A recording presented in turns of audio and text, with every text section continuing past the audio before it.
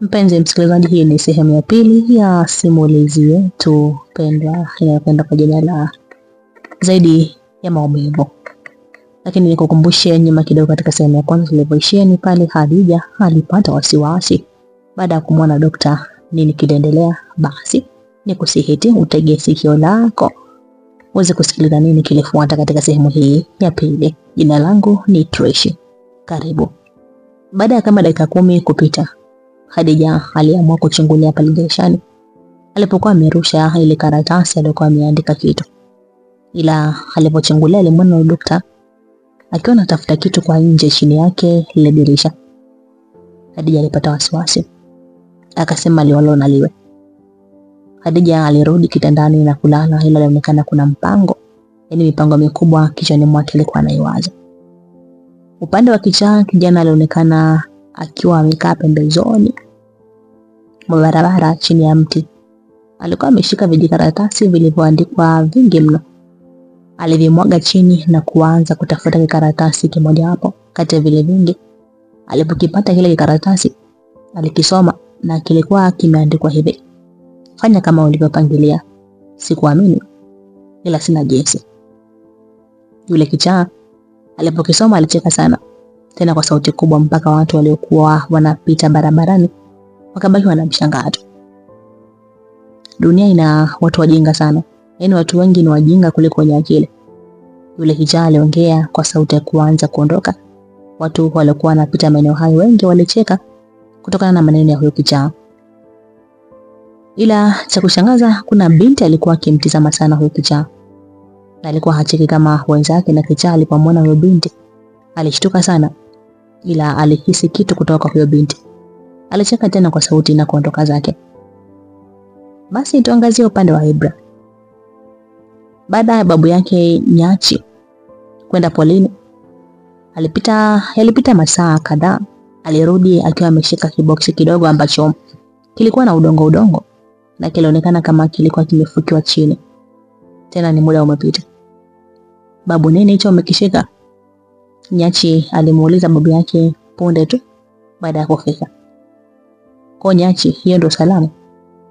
Hata huulizi za nilikotoka, unauliza nilichokishika? Babu aling'aka huku akiwa anakaa kwenye gogo lililokuwa chini ya mti. Babu, samahani, acha ujinga. Haya, wewe Ibra yuko wapi? Yupo ndani babu. Anaenda kamuite, kuna kitu nataka niwaeleze. Nyachi aliingia ndani na kurudi akiwa na Ibra, ambaye hata hivyo alikuwa anajikokota kwani alikuwa hajapona vilivyo. Baada ya kufika alipokuwa amekaa babu, walikaa tayari kwa ajili ya kumsikiliza. Babu, tumekuja, Nyachi aliongea. Sawa wajukuu zangu, babu aliongea huku akiwa anakifungua kile kijibox. Babu, kwani kuna kitu gani? Mbona unatuchanganya? Ibra aliuliza. Msiwe na wasiwasi, nadhani wewe Ibra na Nyachi wote hamjui historia yangu. Ndio hivyo? Sasa ndio hivyo. Ndio babu, hatujui. Hivi mnajua kwa nini mimi naishi huko kijijini porini na mambo mengi ya huko mjini nayajua? Hatujui, walijibu Nyachi na Ibra kwa pamoja. Babu alifanikiwa kufungua kile kijiboksi. Alitoa vijitambaa vitatu vilivyoonekana vimeviringishwa, ambavyo vilifanya Ibra na Nyachi washangae. Babu, mbona unachanganya nini hicho? Ibra aliuliza. Msiwe na haraka, babu alijibu. Aliendelea kufungua kile vijitambaa vidogo vitatu vile. Cha kwanza kilikuwa na flash disk, cha pili kilikuwa na pete ndogo, na cha tatu kilikuwa na picha ambayo ilikuwa ni ya kijana mmoja ambaye alionekana mwili wake mzima umetapakaa damu akiwa kafungwa mnyororo. Kitu cha kushangaza, Ibra alipoigusa tu ile pete ilibadilika rangi kutoka kwa nyeupe na kuwa kijivu. Wote kwa pamoja walishtuka na walishangaa sana. Hata babu naye alishtuka, kwa nini imekuwa hivyo? Babu, mbona sielewi nini kinaendelea? Ibra alihoji. Subirini, msiwe na haraka, mtajua kila kitu, ila vingine mtavitafuta wenyewe. Babu aliongea huku akiwa anakaa sawa kwa kuanza kuwasimulia. Wajukuu zangu, Ibra na Nyachi, Mimi mnaponiona hapa sina matumaini ya kuishi tena, na siku yote naweza kufa. Na ndio maana nimeamua niwakabidhi hivi vitu, labda nyie mnaweza kufanya kile ambacho mimi nilishindwa kukifanya. Mimi katika familia yetu nilizaliwa mwenyewe, japo wazazi wangu sijawahi kuwaona. Maana niliona na mjomba wangu na alinisimulia kuhusu wazazi wangu kwamba waliuawa, ila kuhusu wauaji wa wazazi wangu sijawahi kuwajua mpaka leo. Kama nilivyosema, nimelelewa na mjomba wangu, ila baada ya mimi kufikisha miaka 20 nilianza kujitegemea, na baada ya miaka kadhaa nilibahatika kuoa na nilipata mtoto mmoja wa kike. Tuliishi maisha ya kawaida tu, na siku zote nikiwa naishi kwangu nilikuwa nawasiliana na mjomba wangu kwenye simu bila kuonana. Ila nakumbuka kuna siku mjomba alinipigia simu na kunitaka niende, kuna kitu cha muhimu nataka kunikabidhi. Siku iliyofuata kweli nilikwenda kwa mjomba, nilimkuta mjomba akiwa na wasiwasi sana. "Mjomba, vipi, kulikoni?" Nilimuuliza. "Nasere mpwangu, wewe acha tu. Yaani hapa siku yote ukisikia nimekufa usije ukashangaa. Maana kuna watu washanigundua, wameanza kuniwinda kweli kweli. Na hawa watu ndio waliua wazazi wako." Mjomba aliongea, ila nilishtuka sana kusikia maneno ya mjomba. "Mjomba, kwani kitu gani unataka toka kwako? Na hapo kwenye swala la wazazi wangu ilikuwaje?" "Nasere, hawa watu wanaitaka flash disk hii hapa, na kukabidhi hii flash disk. Naomba uitunze kuliko unavyotunza moyo wako." "Maana?" "Mjomba, kwani hii flash disk ina nini cha muhimu, na kwa nini usiwape tu?" Nilimuuliza mjomba. "Nasere, usiongee chochote. Hii flash ina mengi zaidi ya mengi ambayo mimi mwenyewe sijajui. Ni bora nife kuliko kupoteza hii flash. Na ikumbuke wazazi wako walikufa akiwa anapigania hii flash disk. Haya, niambie nini maana ya hii flash disk sasa?" Niliamua kumuuliza mjomba kuhusiana na hii flash, maana kwa jinsi alivyokuwa anaongea kwa hisia kali na msisitizo, ilionyesha hii flash ina umuhimu mkubwa mno. Lakini kabla mjomba yajibu kile nilichomuuliza, alipigwa risasi ya mgongoni. Mjomba alianguka chini, na maneno ya mwisho ambayo mjomba aliniambia yalikuwa ni pete ya mjomba. Hakumalizia, alipigwa risasi ya pili hapo. Nijua nikifanya uzembe na kufa. Nichukua ile flash na kukimbia. Nilikimbia umbali mrefu, niliamua kutulia kwanza. Huku nikiwa nimechanganyikiwa, sielewi kinachoendelea.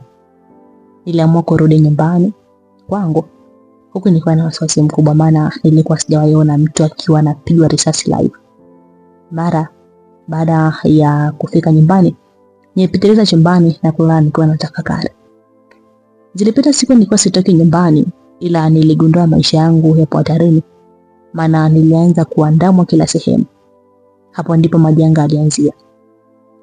Niliamua kuhamia mtaa mwingine, lakini nako bado nilikuwa naandamwa.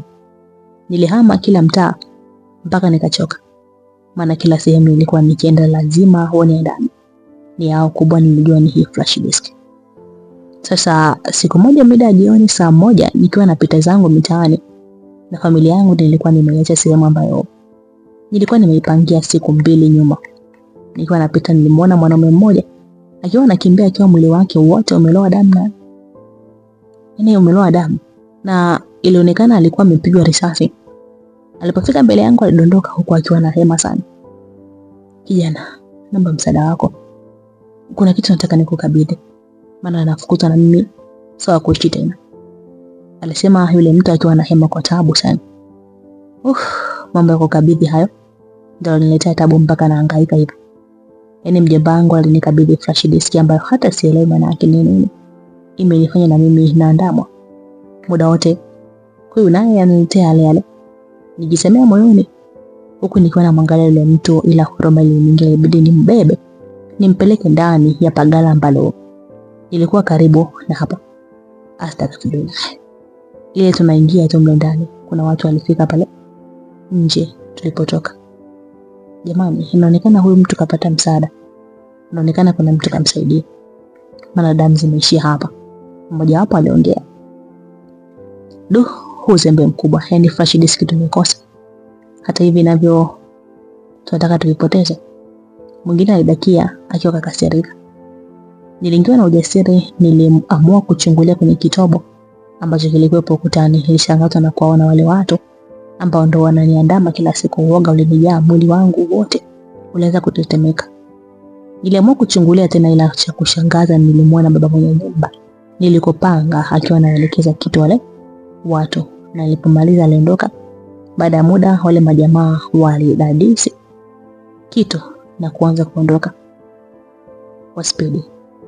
Hadi hapo nilichanganyikiwa na hofu kubwa ilikuwa juu ya mke wangu na mtoto. Sikuelewa nifanye nini, ila niliamua kutuliza akili. Nilimsogelea yule mtu. Kitu gani umesema unataka kunikabidhi? Nilimuuliza. Yule mtu alizamisha mkono kwenye mfuko wa koti na kutoa pete ndogo na picha ambayo ilimuonesha mtu mmoja ambaye anaonekana mwili wake mzima umetapakaa damu. Alinikabidhi.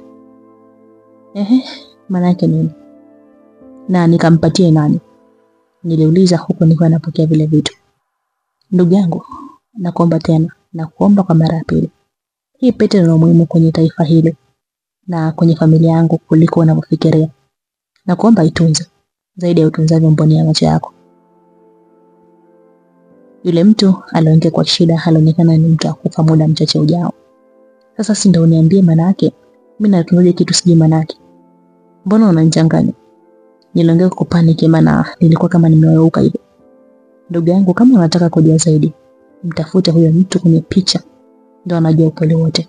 Japo sina uhakika kama yupo hai. Usipompata mtafute mtu anayeitwa Mzikila Kumbo ambaye anamiliki flash disk nyekundu, ndio anajua kila kitu. Yule mtu alijibu hivyo na kukata roho yake. Nichanganyikiwa, nijaribu kumtikisa ili nimhoji vizuri, ila inaonekana ndo habari yake kuisha. Kilichonishangaza zaidi ni pale aliponiambia nimtafute mtu anaitwa Mzikila Kumbo, ndo anajua kila kitu. Maana huyo alitajwa ndo mjomba wangu ambaye naye tayari ashapoteza maisha.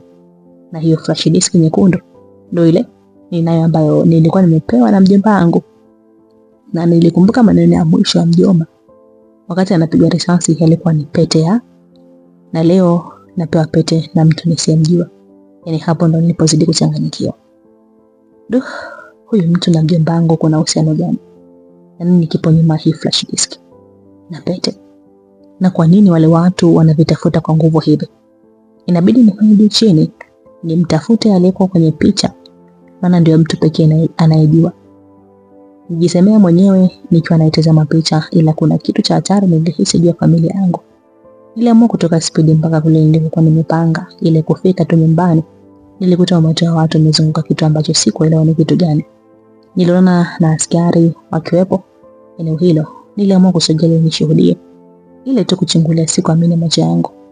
Baada ya kuona mke wangu na mtoto wangu wameuawa tena kwa ukatili na mapanga, nilijikuta miguu inakosa nguvu. Niliondoka chini huku nilikuwa nahisi kama ndoto hivi.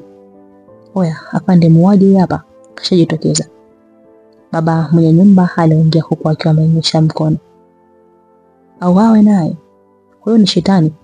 Acheni tumuue naye. Hana haki ya kuishi huyo. Mtoto kalaanika huyo. Hizo zilikuwa ni sauti za watu mbalimbali waliokuwa katika eneo hilo. Upo chini ya ulinzi. Kuna askari aliongea huku akiwa ananisogelea. Nilikaa kimya, maana nilikuwa sielewi kinachoendelea. Nilikuwa nimepagawa kwa muda huo. Nyanyuka juu mwenyewe, muuaji mkubwa wewe. Unaua familia yako? Yule askari aliongea tena huku akiwa ananyanyuka kwenye kwida. Ninyanyuka huku nikiwa sina nguvu na mwagemeo la askari.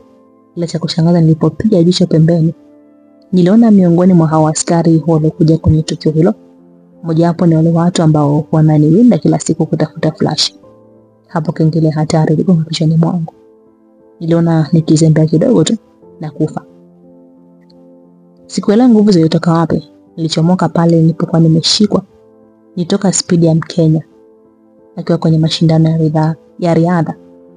Askari walijaribu kunifukuza, ila sikuelewa spidi nilitoa wapi. Kwa kuwa ilikuwa ni usiku, nilifanikiwa kuwatoroka nikajificha kwenye mtaro wa maji machafu. Japo nikutana na harufu kali, ila nilivumilia mpaka asubuhi.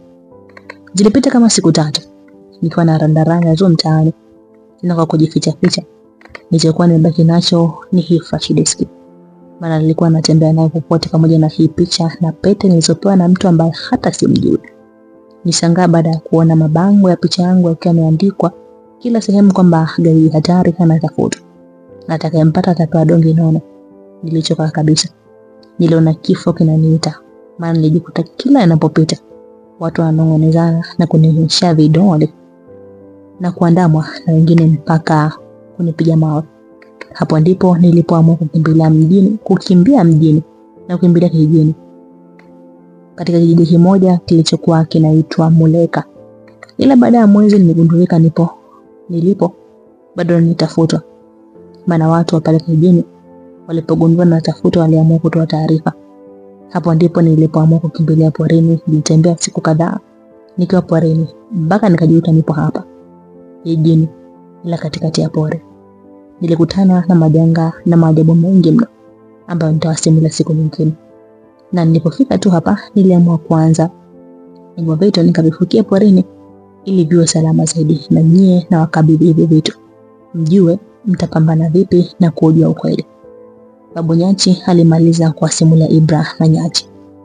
Kwanza hivyo vitu nikavifukia porini ili viwe salama zaidi, na nyie na wakabidhi hivi vitu mjue mtapambana vipi na kujua ukweli. Sasa babu, hii pete mbona nilivyoishika imebadilika rangi? Nini maana yake? Kikweli mimi sijui maana yake. Maana mimi nikishika haifanyi hivyo. Kwani wewe ndo kwa nini wewe ndo ifanye hivyo? Babu usijali. Mimi na Nyachi, Mungu akijali siku za mbeleni tutakwenda mjini kujua ukweli, aliongea Ibra. Sawa wajukuu zangu, ila hofu yangu ni kukatiza kwenye huo msitu na kutoboa mpaka mjini mkiwa peke yenu. Babu usijali. Siku ikifika Mungu atatulinda tu. Walimaliza kuongea ila Ibra alishtuka baada ya kuona ile picha ambayo kwa muda huo Nyachi alikuwa ameishika. Wewe Nyachi, hebu hiyo picha. Ibra vipi? Mbona unashtuka? Unamjua huyu kwenye picha? Babu. Mbona huyu mtu anafanana sana yule kichani aliyewasimulia kwamba ndo aliye niambia nikimbilie porini kipindi inafukuzwa na wale watu. Wewe Ibra, una uhakika? Babu, nina uhakika wanafanana tena kabisa. Sema utofauti wa huyu ni mfupi kidogo, yule kichani mrefu. Basi sawa mjukuu wangu, kama ni yeye au si yeye mtajua nyie. Maana mimi nilikabidhiwa na nyie nimewakabidhi. Babu aliongea. Walimaliza maongezi na babu aliwasitiza watunze sana vile vitu. Basi maisha pale kijijini yaliendelea. Ibra alianza kuzoea mazingira taratibu na hali yake ilirudi kuwa kawaida.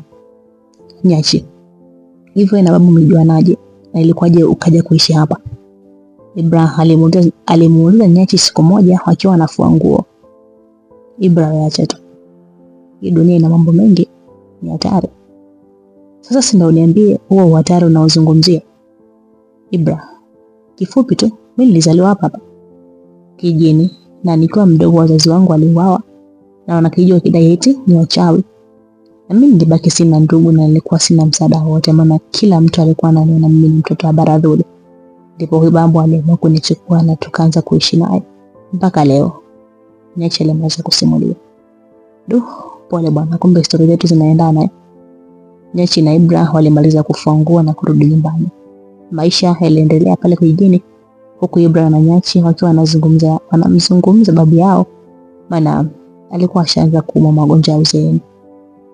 Walikuwa wanamuuguza. Siku moja babu aliwaita Ibra na Nyachi akiwa yupo hoi kitandani.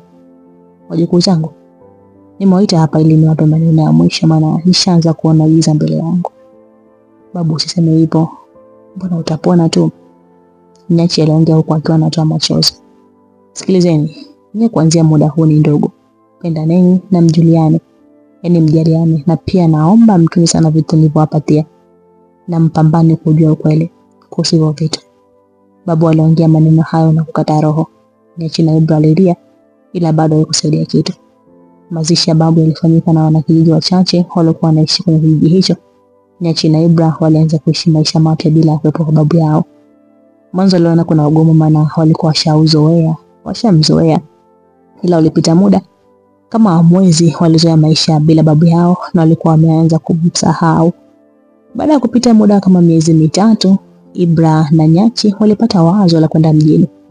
ili waende kuanza kazi ya kupeleleza.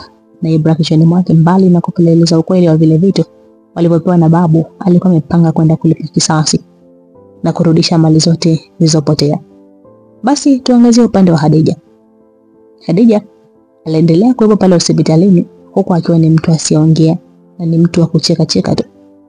Baada ya kama wiki kupita, uongozi wa ile hospitali uliamua kumtafuta Mama J na kumsisitiza aje amchukue mgonjwa wake bila hata kulipa chochote.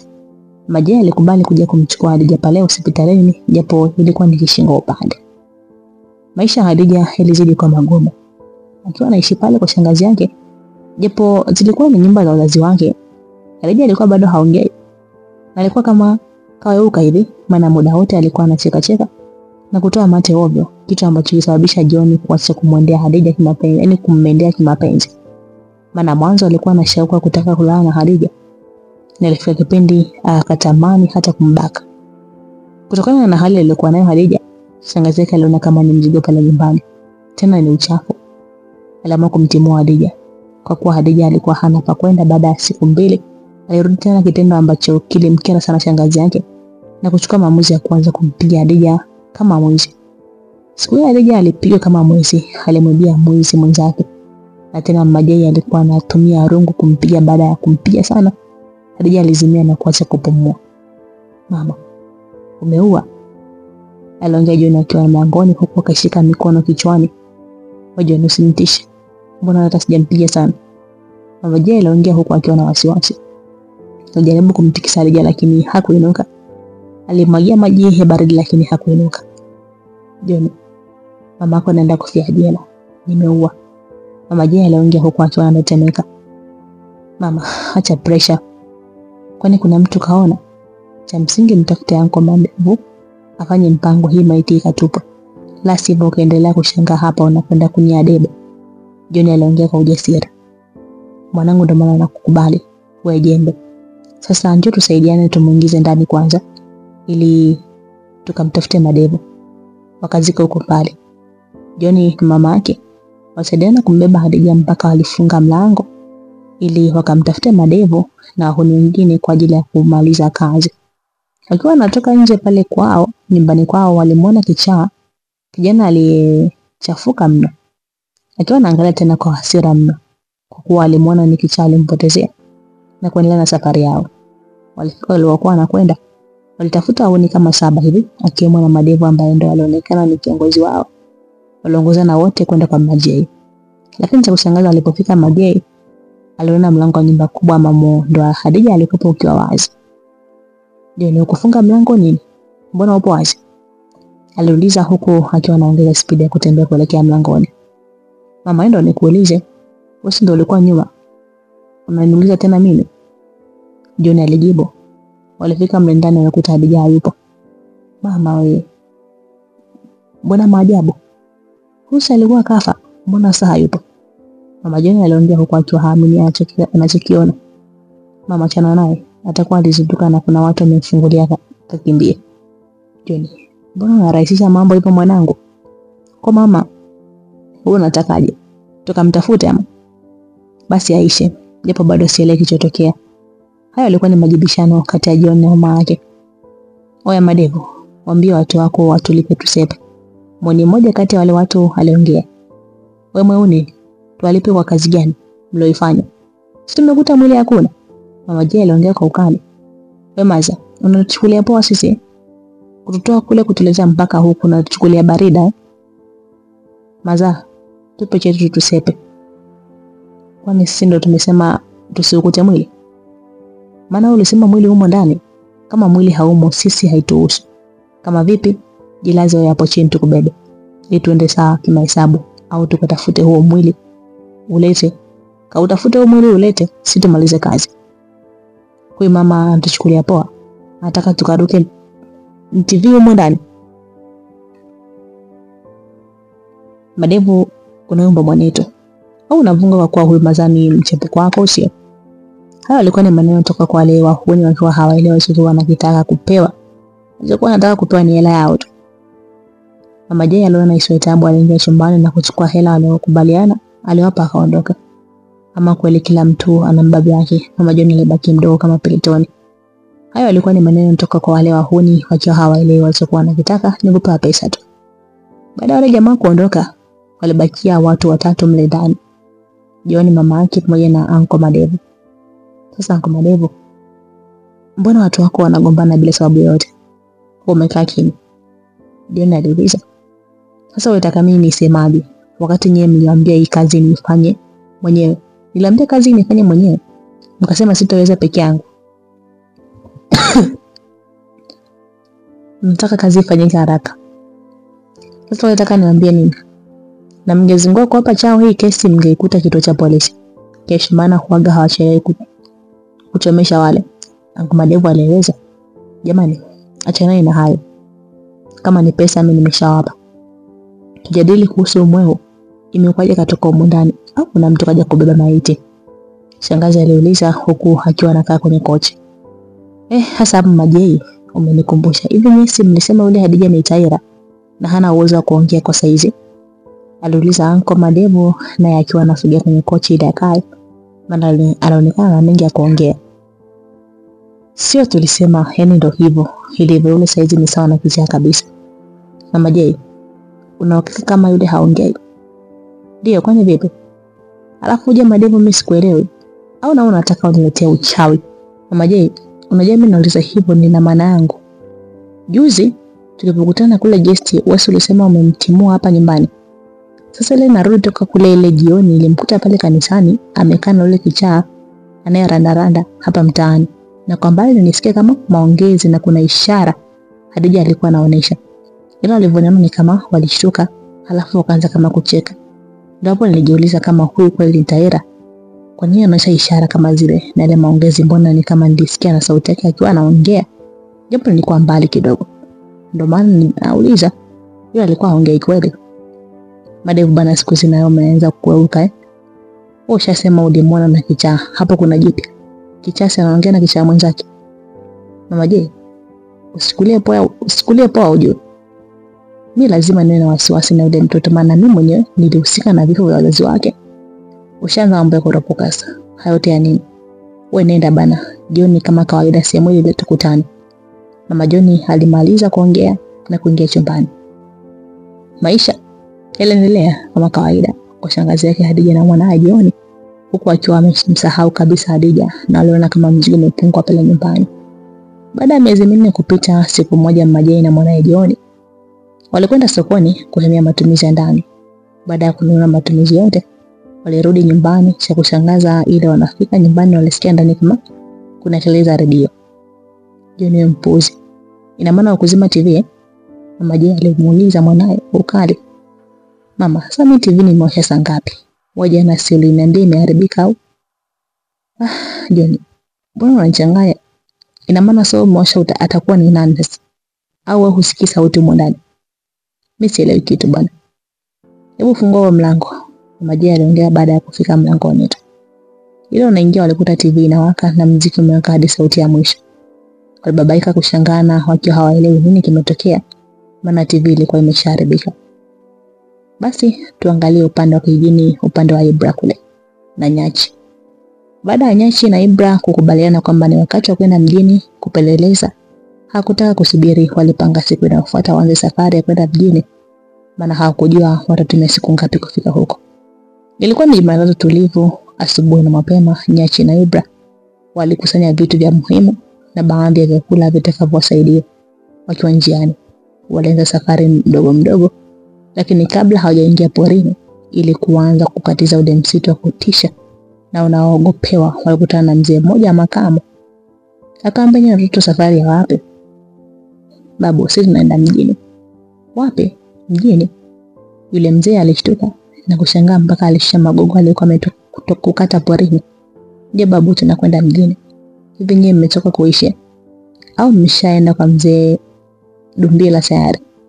Hatujaenda babu, kwani huyo ndo nani? Nyote tukumbe hamjue. Huo msitu haupitiki hivi. Lazima uwe na dawa za hiyo. Na hiyo dawa inatolewa sehemu moja tu kwa mzee Dumbila.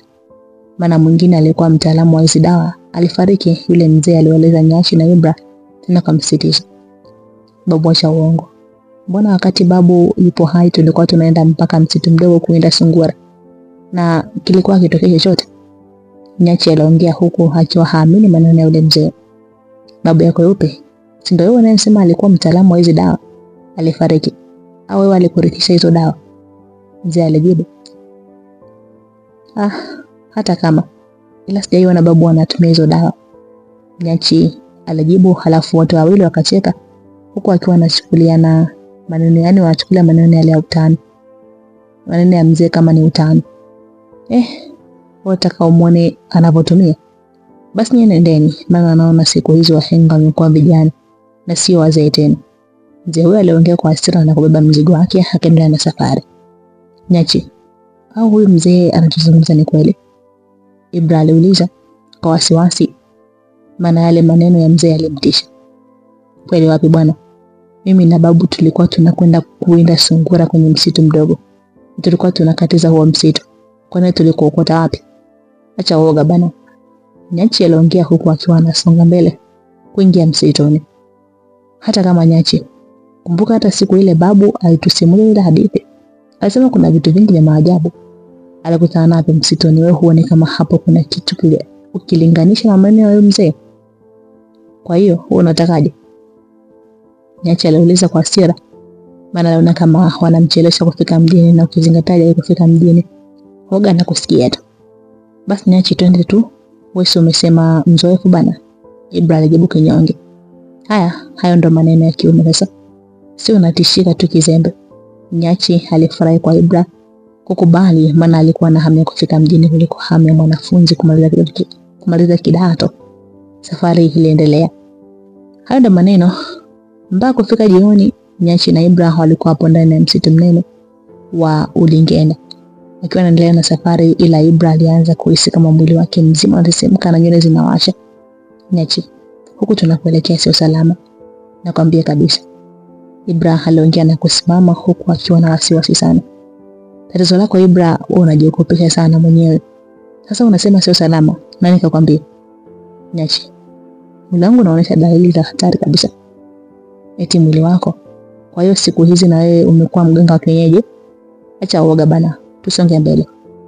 Waliendelea na safari, ila walipozidi kusonga mbele walianza kukutana na mafuvu ya binadamu.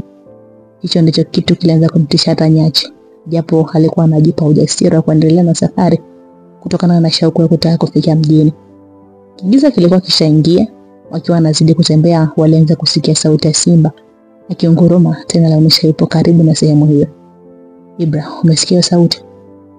Nyachi aliuliza huku akiwa anashangaa, maana tangu aanze kupita katika msitu huo akiwa na babu yake hajawahi kukutana na wanyama hatari kama simba na chui na pia mafuvu ya binadamu. Hajawahi kuyaona kabisa. Kwa hiyo kama nimesikia unataka mimi nifanyaje? Ibra alijibu kwa jeuri kama mtu asiogopa. Wakiwa wanaendelea kumsikilizia walishtuka kuona simba akiwa anakuja spidi sehemu aliyopo. Hapo kilichofanya kazi ni miguu yao. Hao vijana walikimbia kama dakika 5. Hakumwona tena yule simba na hakuelewa akapotelea wapi. Wakiwa wamekaa, Nyachi aliona kuna mtu mrefu kama futi 15 kakatiza mbele yao, tena akiwa uchi, ila Ibra hakuona. Ibra, ndugu yangu, hapa tulipo sio salama, tuondoke. Nyachi aliongea huku akiwa anasimama. Wewe Nyachi, si usema mimi ni mwoga, kwani imekuaje? Bwana we, tuondoke, hayo yote ya nini? Waliondoka hiyo sehemu wakiwa makini mno, na walikuwa hawaelewi wanaelekea wapi, maana walikuwa wameshapoteza mwelekeo. Wakiwa wanaendelea na safari walijikuta amenaswa na mitego iliyokuwepo, ambayo ilikuwa kama nyavu za kuvulia. Hiyo mitego iliyokusanya na kuwaviringisha mpaka bondeni.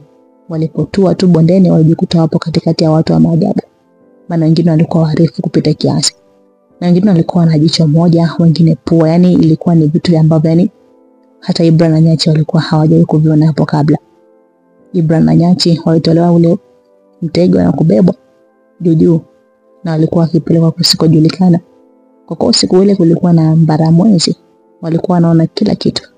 Wakiwa mbebwa juu, walianza kuona miili ya watu na vichwa vilivyokatwa vimetundikwa kwenye miti. Hapo kengere hatari ilianza kugonga vichwani mwao. Tuangalie upande wa Majoni, yaani Mama Jay. Mama Jay na mwanae baada ya kuingia ndani hawakuamini kila chokiona.